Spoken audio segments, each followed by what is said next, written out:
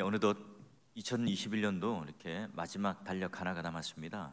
또 이렇게 마지막 한 달 남겨두고 또 우리 첫날부터 이렇게 3일까지 함께 행복한 새벽 예배로 또 기도로 동참하신 여러분, 이 3일 동안 하나님께서 우리에게 주신 놀라운 하나님의 뜻, 또 하나님께서 우리를 향한 부어주시는 복을 마음껏 누리는 또 3일간 되시길 바라고요. 자, 우리가 이제 예수를 믿는다 하는 것, 또 교회를 나오게 된 동기가 여러 가지일 겁니다. 태어나서 나는 이제 모태신앙이라서 교회에서 계속 생활하고 또 믿음 생활하시는 분이 계실 거고요. 또는 이제 누군가에게 전도를 받았겠죠. 예수 믿으면 복 받는다, 형통한다. 자, 그런 말을 듣고 예수를 믿어요. 처음에는 좋았죠. 모든 일들이 술술 풀리고요. 또 내 마음에 평안이 찾아옵니다. 그런데 이제 어느 정도 예수를 믿고 나서 내가 이제 예수의 제자가 되기로 결심하고 난 이후에 하나님의 뜻에 따라 살아가고자 할 때 우리의 삶은 어때요? 그렇죠. 뜻하지 않은 고난과 또 역경과 좁은 길, 좁은 문, 이런 것들이요, 우리와 때려야 뗄 수 없는 마치 이제 찰거머리처럼 달라붙는다는 것을 알 수 있어요. 이때 우리는 이제 깜짝 놀라지 말아야 할 것은요, 왜 우리가 예수를 믿는다 하는데 고난을 때려야 뗄 수 없는가? 당연한 겁니다. 왜냐하면 예수를 믿는다 하는 것은요, 내가 예수 그리스도를 믿어서 하나님 자녀가 된다. 그러면 이제 우리는 예전에 내 욕심과 욕망과 세상의 원리를 따라 살아가던 자들 아닙니까? 이제 우리는 뭐가 되었다고요? 이 땅의 시민이 아니라 천국 시민권을 얻은 자로서 천국 백성의 삶의 원리를 살아가요. 그러다 보니까 이 땅의 원리와는 당연히 부딪히고 갈등하겠죠. 왜냐하면 내가 이제는 삶의 원리와 목적이 완전히 달라졌기 때문에 그렇습니다. 예전에는 눈앞에 있는 것, 내 욕심을 가지고 또 내가 나 중심적인 어떤 삶을 살아가다 보니까요, 이 세상 사람들이 똑같은 방법, 원리, 그런 행동으로 살아가니까 거기 이제 쫓겨가지고요, 전혀 갈등이나 문제가 없는 거예요. 근데 이제 그런 세상의 삶의 원리와는 전혀 다른 예수 그리스도를 믿는 삶, 또 하나님의 진리를 붙들고 살아가는 삶, 이 세상의 원리와는 다른 삶의 원리를 살다 보니까 너만 잘났어? 너만 예수를 잘 믿는다는 거야? 너만 예수의 제자냐? 라는 소리를 듣게 되기도 하고요. 또는 세상과는 이렇게 불협화음이 생길 수밖에 없어요. 그렇다면 그리스도인이라고 하면 이런 고난을 우리가 예수의 제자로 살아가면서 예수님을 만난 삶을 살아가면서 이런 고난을 이제 숙명처럼 여기고 그냥 버티고 인내하며 살아가야 할까요? 그렇지 않아요. 우리가 그냥 이 고난은 당연한 거야, 이런 생각을 하면서 참아야지, 또 내가 인내해야지, 이렇게 하지 않습니다. 우리가 그런 고난이 찾아올 때에 이 적극적인 의미를 가지고 또 능동적인 반응을 합니다. 여러분, 제자들도 마찬가지예요. 여러 차례 공의회에 감옥에 갇히기도 하지만, 그러나 우리 여기 끝에 결론을 보니까 뭐라고 되어 있어요? 기뻐하더라, 기뻐하며 떠나더라, 이렇게 되어 있습니다. 그러면 어떻게 해서 이렇게 제자들은 복음을 전하는 일, 또한 예수의 제자로 살아가면서 받았던 이 고난과는 상관없이 기쁨을 누릴 수 있었는가? 그 해답을 찾아보죠. 자, 천사들에 의해서요, 이 제자들은 공회에 이제 2번이나 잡혔다가 풀려납니다. 그렇다고 그들이 안전 가옥에 가서 피신하거나 또 주님의 맡겨진 일들을 감당하지 않고 도망가지 않아요. 오히려 예루살렘 성전에 가서 복음을 전하는 그 일을 더 열심을 내서 전합니다. 당연히 공의회 회원들이 놔두겠어요? 성전의 경비병들을 불러서 그 제자들을 다시 또 잡아옵니다. 이제 3번째 투옥이 되는 상황이에요. 자, 그런데 사내들인 공의회 앞에 제자들이 모였습니다. 잡혀온 거예요. 쇠사슬을 차고 그들 앞에 이제 심판받기 위해 딱 섰는데 그들이 주눅이 드나요? 안 들어요. 오히려 그 당시 정치, 경제, 종교의 리더자들이었던, 그리고 그때 모든 실권을 장악하고 정치적인 어떤 입지를 가지고 있었던 그들, 기득권 또는 주류 인물들 아닙니까? 그들 앞에 제자들이 갈릴리 출신의 어부들 또는 농부들 또는 하급민들이었잖아요. 그런데 그 공의회 앞에서요, 밀리지 않아요. 오히려 그들 앞에 면박을 하고 꾸짖습니다. 그러니 여러분, 공의 회원들이요, 기분이 좋을 리가 있겠습니까? 어떻게 반응을 하죠? 자, 오늘 이 33절 보니까 이렇게 되어 있어요. 그들이 듣고 크게 놓아여 사도들을 없이하고자 할 때 이들이 분노하고 죽이려는 이유가 뭘까요? 이 눈에 가시죠. 왜냐하면 이제 사도들이 어떤 메시지를 전했습니까? 자, 얼마 전에 나무 십자가에 못 박아 죽은 그분이 죽지 않고 살아서 부활하셨다. 지금 우리와 함께 계시는 구주이시다. 이 메시지를 합니다. 여러분, 얼마 전에 예수 그리스도를 십자가에 못 박아 죽인 장본인들이 누굽니까? 예수 그리스도를 살인한 장본인들이 누구죠? 지금 이 사내들인 공의회 앞에 있는 자들 아닙니까? 그런데 그자가 죽지 않고 살아났다고 그래요. 게다가 지금 우리를 살인자로 몰고 있어요. 그런 여러분, 기분이 좋을 리가 있겠습니까? 그들을 없이 하고 죽이려 하는데 혈안이 되어 있습니다. 사도들은 이제 죽음의 그림자가 따라다니기 시작하죠. 사도들이요, 두 번째까지 체포될 때는요, 천사들의 도움에 풀려났어요. 세 번째 이제 풀려나는 일은요, 사람에 의해서, 극적인 어떤 그런 사람의 그런 설득에 의해서 그들은 풀려나게 돼요. 자, 그러면 분노에 처하고 살기가 등등한 그들 앞에서 누가 제동을 걸고 제지를 하고 사도들을 놓아주는가, 그 인물을 보게 되면, 자, 34절 볼까요? 바리새인 가말리엘은 율법 교사로 모든 백성에게 존경을 받는 자라. 공회 중에 일어나 명하여 사도들을 잠깐 밖에 나가게 하고. 자, 바리새인 그 가말리엘, 율법 교사, 또 백성들에게 존경받는 공회 회원, 뭘 의미하죠? 여러분, 하나씩 한번 보게 되면, 여러분 예전에 바리새파와 사두개파 알아요? 사두개파는요, 지식인들이에요. 부활을 믿지 않아요. 그런데 여러분, 우리가 아는 그 바리새파는요, 그런 부활에 대해서 또는 내세나 영생에 대해서 믿습니다. 그러니 사두개파는 이 부활을 전하는 이 사도들이 너무너무 싫어요. 근데 바리새파는요, 근데 그런 부활을 전하는 사도들을 뭐 딱히 이렇게 반대할 이유는 없어요. 근데 여러분, 이 사내들인 공의회는요, 누가 다수일까요? 사두개파가 다수예요. 오히려 이 바리새파들이요, 소수죠. 왜냐하면 이 바리새파들은 굉장히 그 뛰어난 이 금욕주의적 삶을 살아가기 때문에 많은 사람들이 그런 삶을 살겠어요? 지식인들로, 내가 잘난 맛에 이 사두개파 사람들은 많아요.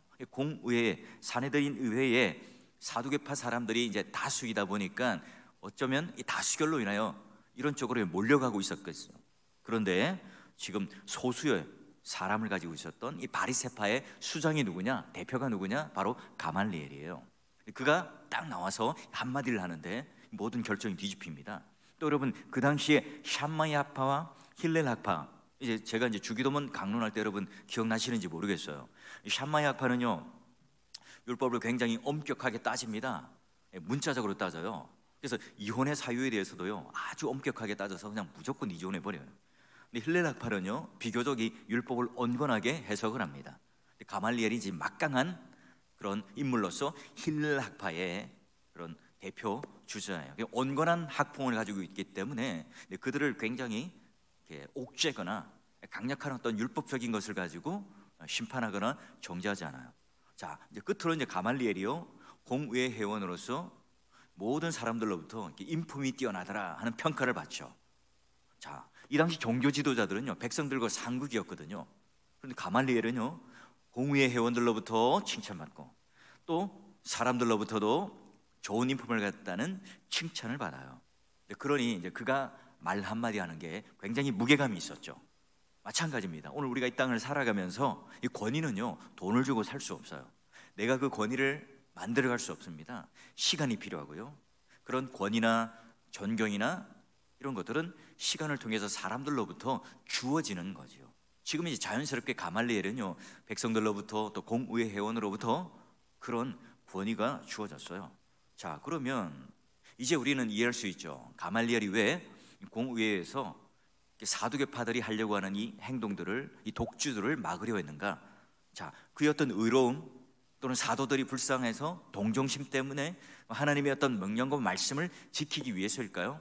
아니죠, 여러분. 정치적인 입지 또 이해관계 때문에 이렇게 지금 행동을 하고 있어요. 자, 그래서 가말리엘은요, 분노가 가득 찬 이런 사내들인 의회 공회들을 잠시 가라앉히고 이 사도들을 잠깐 밖으로, 그들의 눈 밖으로 내보내요. 그리고 나서 이제 공의회 회원들을 추상 같은 꾸짖음으로 꾸짖습니다. 이제 35절, 36절, 37절의 말씀이에요. 야, 너희들이 지금 이 사람들에게 행하려고 하는 소행이 어떤 일인 줄 아느냐? 그래서 여러분 36절과 37절에 보면 두 사람의 케이스를 들죠. 첫 번째는 드다, 두 번째는 갈릴리 유다. 끝에 이제 동사를 보니까 흩어져 없어졌다, 흩어져 사라졌다, 이런 표현이 나오죠. 자, 두 인물 케이스를 드는데요. 첫 번째 드다는요, 내방을 알기는 힘들어요.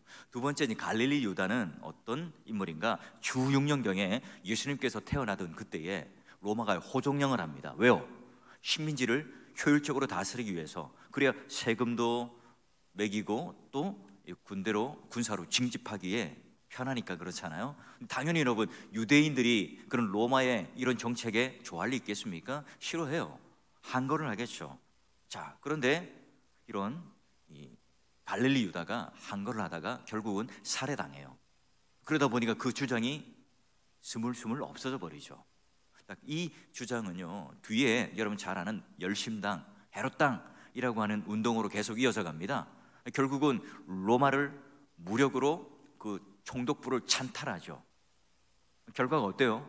결국은 로마의 그 디도 장군이요, 화가 이까지 나서 예루살렘에 와서 그냥 막 초토화시켜, 군합발로 다 짓밟아 버려요. 그래서 예루살렘이 함락당하고요, 성전이 무너지는 그 참화를 겪게 되잖아요. 자, 이런 말이에요. 너희가 반역을 꾀하고 백성들을 선동했던 이 드다와 갈릴리 유다를 봐라. 그들이 죽고 나니까 어때? 그냥 그런 주장들은 없어져 버린 거야. 그러니 굳이 우리가 백성들과 대치를 하고 또 괜히 로마 총독의 눈밖에 날 그런 일들을 우리가 왜 하냐? 우리가 왜 그런 손에 또 피를 묻히는 일을 해야 되느냐? 자중하라, 이런 말이죠. 예수 그리스도가 이미 십자가에 처형되었으니까 자연스럽게 이제 그런 그의 사상, 그의 말, 그의 뜻, 그 제자들은 이제 뿔뿔이 흩어질 거야 하는 내용이에요. 그래서 38절부터 39절, 만일 그가 사람으로 났다면 없어질 것이고, 또 만일 하나님께로 났다면 그를 무너뜨릴 수 없으니까 대적하는 자가 되지 말자 말을 합니다. 그래요. 이 가말리엘이 지금 하고 있는 말은요, 역사적 증거를 충분히 대면서 또 논리적으로 신학적으로 매우 날카롭게 사내들인 공의회 회원들에게 말을 합니다. 결국 여러분, 우리가 이제 다 따져보니까 가말리엘이 사도들을 죽이지 말자 하는 이유가 뭐예요? 사도들이 너무나 불쌍해서, 그 동정심 때문에 그런가요? 아니면 신학적으로 이 오늘 예수 그리스도가 우리의 구주시니까 진짜 그 진리를 딱 믿고 우리는 그 진리대로 이 제자들을 인정해주고 예수 그리스도를 믿어야 하기 때문에 그 제자들을 놓아주려고 하는 걸까요? 아니죠. 보니까 이 정치적, 문화적, 이 종교적 배경을 잘 따져가지고요, 굉장히 정무적 감각도 뛰어나고 이 정치공학적 계산을 잘해서요, 이 가말리엘은 지금 그런 선동하고 있는 또 살기가 등등한 사내들인 공의회 회원들을 잠재우고 있습니다.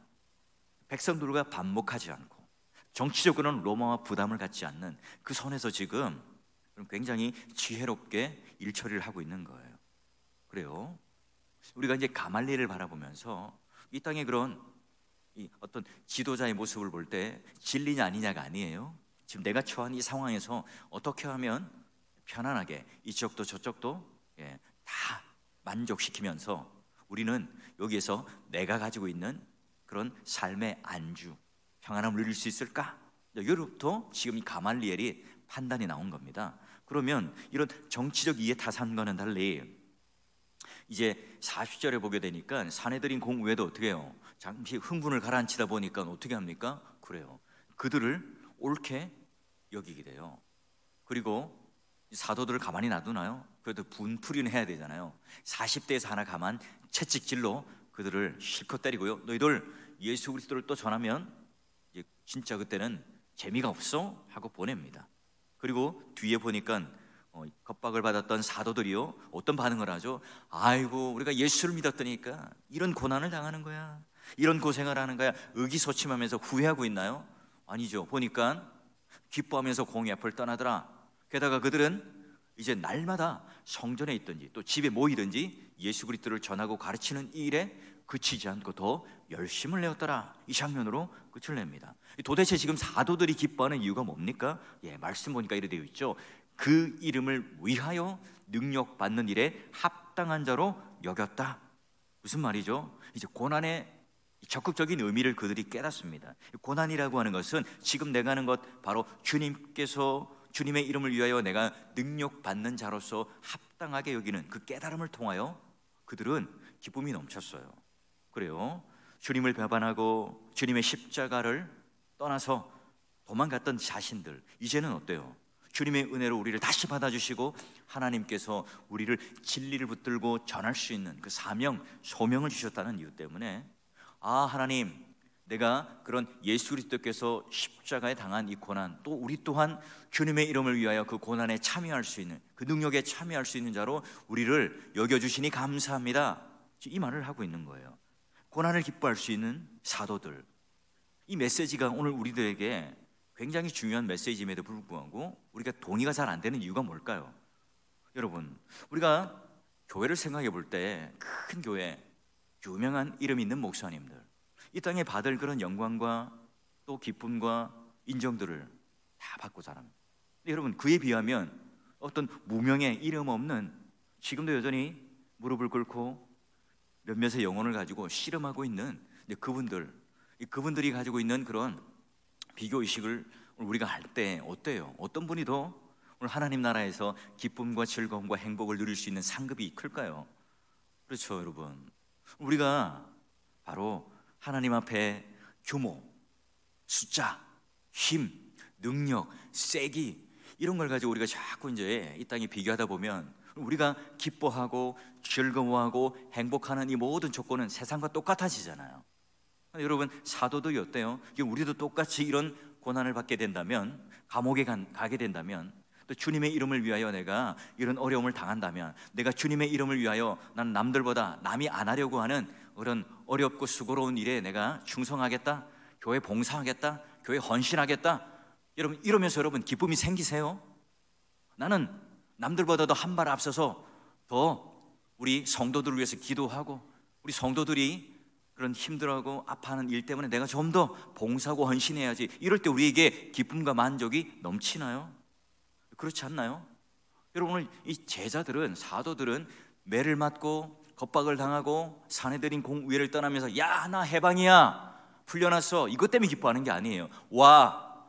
하나님께서 우리를 예수 그리스도의 이름을 전하는데 합당한 자로 여겨서 우리가 능력을 받고 고난을 받게 되었구나, 내가 예수의 제자가 맞구나, 그래, 내가 하나님을 제대로 믿고 있구나, 내가 전하는 이 복음이 바로 예수 그리스도께서 마지막 승천하면서 우리에게 맡겨주신 사명이 맞구나, 이걸 지금 깨닫게 되니까 기쁨이 넘치는 거예요.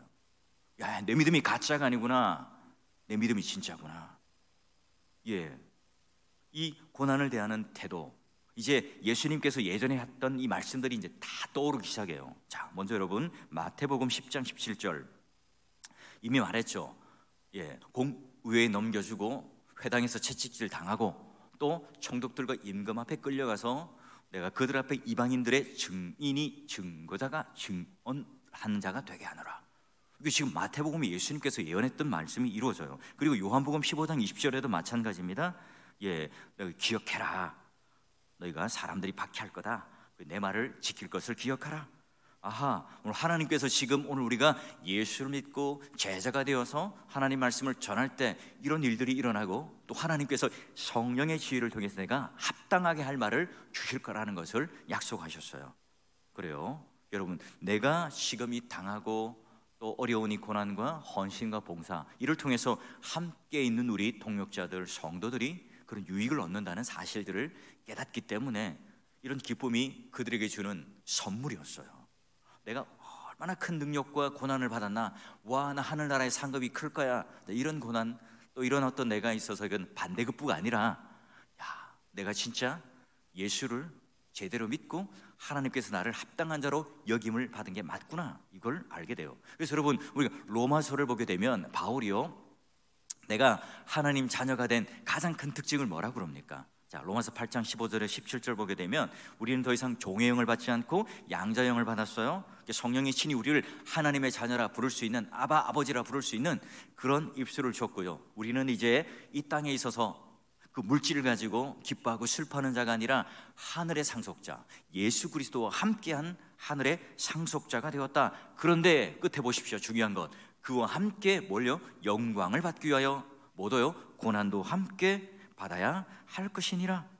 하나님의 자녀가 되었다. 바로 우리가 그런 험한 자리에 처하기도 하고 어려움에 겪기도 하고 이런 깊이와 넓이를 하나님께서 생기게 하기 위해서 이 하늘의 상속자의 그런 과정으로 우리들에게 주셨다는 사실로 바울은 깨닫고 있습니다. 믿음의 동역자 여러분, 그래요. 이 훗날 이들은 어떻게 변할까요? 여러분, 히브리서가 어떤 편지죠? 흩어졌던 유대인들, 핍박당해서 디아스포라가 되었던 유대인들, 그 모습 속에 이렇게 고백합니다. 히브리서 보면, 자, 고난을 통하여 온전하게 하심이 합당하고요, 그리고 세상이 그런 감당하지 못하는, 그들은요 동굴과 토굴과 또 도망다니는 그런 인생을 살았지만 세상이 감당하지 못한 주의 종이 되었다, 평가를 받습니다.